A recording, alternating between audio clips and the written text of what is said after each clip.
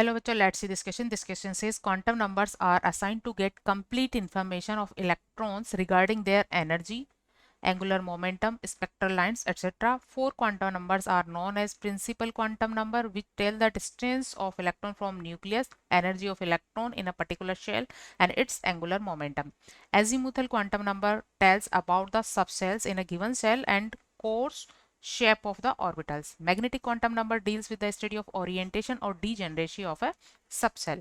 Spin quantum number, which defines the spin of electron, designated as plus half or minus half, represented by up and down respectively. Electrons are filled in orbitals following above rule, Pauli's exclusion principle, and Hund's rule of maximum multiplicity. On the basis of this, answer the following question. Question is, two unpaired electrons present in a carbon atom are different with respect to their A. principal quantum number, B. azimuthal quantum number, C. magnetic quantum number, D. spin quantum number.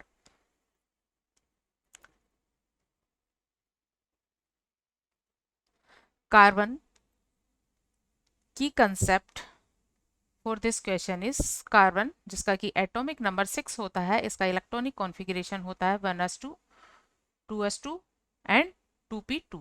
तो 2s2p सब sales outer cell में आते हैं और इसके लिए n equal 2 है. इसे हम आउटर शेल या वैलेंस सेल भी कहते हैं, वैलेंस शेल. और इस वैलेंस सेल का इलेक्ट्रॉनिक कॉन्फ़िगरेशन हम इस तरह से लिख सकते हैं in ground state. In ground state में,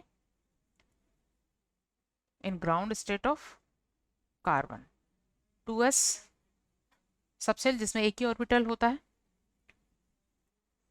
p सबसेल जिसमें 3 ऑर्बिटल होते हैं. इलेक्ट्रॉन पहले s में भरे जाते हैं, 2 इलेक्ट्रॉन, इनकी पेयरिंग हो जाती है इस तरह से.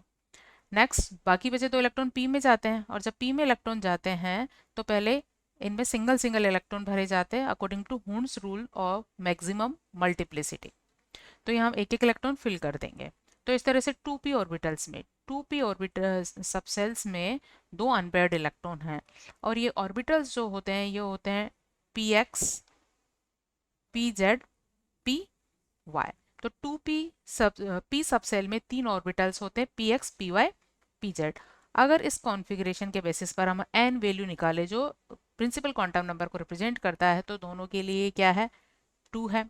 अब p के लिए जिसमें कि अनपेयर्ड इलेक्ट्रॉन होते हैं, p के लिए जिसमें कि अनपेयर्ड इलेक्ट्रॉन होते हैं, l की जो वैल्यू होती है सभी p सबसेल के लिए होती है 1 फॉर द p सबसेल. चाहे वो किसी भी सेल का p सबसेल हो, उसके लिए l वैल्यू ऑलवेज 1 होती है. तो l वैल्यू क्या है, दोनों के लिए सेम है. नेक्स्ट आती है मैग्नेटिक क्वांटम नंबर, जिसे हम स्मॉल m से रिप्रेजेंट करते हैं, और मैग्नेटिक क्वांटम नंबर की जो वैल्यूज होती है वो l पर डिपेंड करती है. तो l वैल्यू अगर 1 है तो इसके लिए m वैल्यूज होती है +1, 0 और -1. ये 3 वैल्यू जिसके लिए पॉसिबल है, और ये वैल्यूज रिप्रेजेंट करती है किसे, ऑर्बिटल को, डिफरेंट ऑर्बिटल्स को रिप्रेजेंट करती है, डिफरेंट ऑर्बिटल्स. तो यह डिफरेंट p ऑर्बिटल्स को रिप्रेजेंट करती है जिनका ओरिएंटेशन डिफरेंट है. जबकि इनमें प्रेजेंट जो इलेक्ट्रॉन्स है उसके लिए स्पिन मैग्नेटिक मोमेंट, क्योंकि दोनों सेम डायरेक्शन में होंगे, या तो अप होंगे दोनों या दोनों डाउन होंगे, एक अप और एक डाउन नहीं हो सकता. This is according the हुंस rule of maximum multiplicity. जो एक एक इलेक्ट्रॉन फिल किए जाते हैं वो सभी या तो अप होते हैं या डाउन होते हैं. तो अगर अप या डाउन होते हैं तो इनके लिए एस वैल्यू सेम होती है, या तो ये +½ होगी या फिर इनकी ये वैल्यू -½ होगी, दोनों के लिए सेम होगी. तो एस वैल्यू क्या है, सेम है. एन वैल्यू क्या है, दोनों के लिए सेम है. और एल वैल्यू भी क्या है, सेम है. लेकिन एम वैल्यू क्या है, डिफरेंट है. एम वैल्यू डिफरेंट है.